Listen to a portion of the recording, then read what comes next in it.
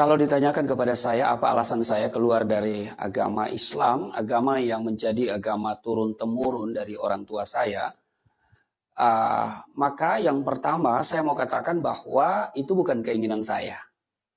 Ya, tidak pernah terlintas dalam pikiran saya untuk keluar dari Islam. Karena bagi saya Islam itu agama yang diridhoi. Innad dina indallail Islam. Ya, agama yang diterima oleh Allah hanyalah agama Islam. Ini sesuai dengan Al-Imran ayatnya yang ke-19. Nah, jadi tidak punya keinginan ya sama sekali. Karena orang tua mengajarkan saya secara baik agama itu sejak usia dini. Di umur 6 tahun sudah diajarkan membaca kitab suci Al-Quranul Karim. Lalu sampai hatam di usia yang cukup muda waktu itu ya. Dan umur 12 tahun ya sudah hatam. Lalu kemudian diajarkan untuk sholat 5 waktu. Jadi 12 tahun itu dianggap sudah akhil balik. Jadi sudah wajib sholat. Nah, seorang muslim kalau dia tidak bisa mengaji, membaca Al-Quran, berarti dia tidak bisa sholat. Nah, karena itu sebagaimana juga anak-anak muslim, kami sejak kecil belajar mengaji, lalu menghafal surat-surat pendek untuk bisa sholat.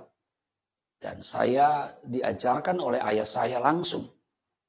Dan dia begitu ketat mengontrol apakah saya sholat atau tidak. Ya, karena diajarkan di Quran bahwa lakukan 4, nggak lakukan 1, maka yang 1 ini membatalkan yang 4. Dikatakan fawailul lil musallin, celakalah bagi orang yang sembahyang, allazina hum an salatihim sahun, mereka yang lalai dalam sembahyang. Jadi ayah saya itu mengontrol ya saya supaya sholat. Kami anak-anaknya itu dikontrol mengenai sholat ini. Jadi kalau saya ditanya apa alasan Anda keluar dari Islam ya, meskipun di penjara, yang pertama saya katakan itu bukan keinginan saya. Ya, kembali lagi saya katakan bahwa tidak pernah terlintas di hati, di pikiran saya bahwa satu saat saya akan menjadi seorang Kristen, keluar dari Islam. Sebab diajarkan inna dina indallail Islam. Ya, sesungguhnya agama yang diridhoi di sisi Allah hanyalah Islam. Bahkan tidak pernah berpikir untuk mencari agama selain Islam. Karena dikatakan waman yabtaghi ghairal islami dina falan yuqbala minhu wa huwa fil akhirati minal khasirin. Barang siapa mencari agama selain agama Islam, maka sekali-kali tidaklah akan diterima agama itu daripadanya. Dan di akhirat termasuk orang-orang yang rugi. Jadi saya menyadari saya rugi kalau keluar dari agama mayoritas ini. Untuk konteks Indonesia ya. Rugi. Karena ini mayoritas. Ya, agama yang dianut oleh mayoritas. Dan kadang-kadang kalau kita mau berkarir selalu dilihat agamanya. Ya. Nah, jadi memang rugi saudara. Ya. Bahkan saya punya prinsip juga sama dengan prinsip orang-orang Islam yang lain. Wala tamutunna illa wa antum muslimun. Dan janganlah sekali-kali kamu mati melainkan dalam keadaan beragama Islam. Itu sesuai dengan Quran surat Al-Imran ayat 102. Jadi kembali lagi saya tegaskan bukan keinginan saya. Karena ini prinsip Islam yang saya pegang secara kuat. Ya. Kalau ditanya apa alasannya Anda murtad keluar dari Islam. Ya. Ya. Bukan keinginan saya.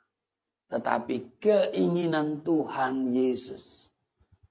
Karena di dalam Yohanes 15 ayat yang ke-16. Bukan kamu yang memilih aku. Tetapi akulah yang memilih kamu. Itu yang pertama. Yang kedua. ya saya menemukan hidayah, menemukan petunjuk ketika saya membaca Alkitab. Setelah perjumpaan saya dengan Yesus, ya karena diawali dengan perjumpaan. Ya, Isa Al-Masih datang pada saat saya sedang menyiapkan ibadah subuh, sholat subuh. Dari sana kemudian saya mulai ada kerinduan untuk mengenal pribadi ini. Dan saya mendapatkan kesulitan karena Isa Al-Masih memang ada di dalam Al-Quran. Tetapi ada beberapa prinsip yang berbeda. Soal keluarganya, soal kelahirannya, soal kematiannya. Tapi ada beberapa yang menjadi titik temu persamaan tentang mujizat-mujizat yang dilakukannya itu luar biasa. Nah, saudara, karena itu prinsip saya harus kembali kepada apa? Sumber yang akurat. Nah, sumber yang akurat mengenai Isa Al-Masih ya Injil. Karena Quran juga mengatakan bahwa Injil itu diberikan kepada Nabi Isa. Nabi Isa pembawa Injil. Nah, mari kita baca ke Injil. Tapi itu bukan langsung baca, itu ada proses. Tidak semudah itu. Ya. Sebab kalau saya nanti baca Alkitab ini, ya, wah, ini bisa perang dengan ayah saya. Zaman saya dulu kan belum ada Android ya. Kalau sekarang kan bisa kita download sendiri, kita baca sendiri ya. Tapi dulu harus ada fisik seperti ini, Alkitab seperti ini. Ya.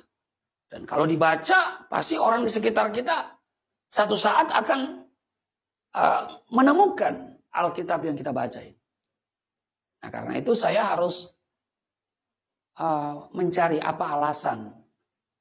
Ya, supaya ketika nanti ketahuan saya baca Alkitab, saya bisa punya dasar.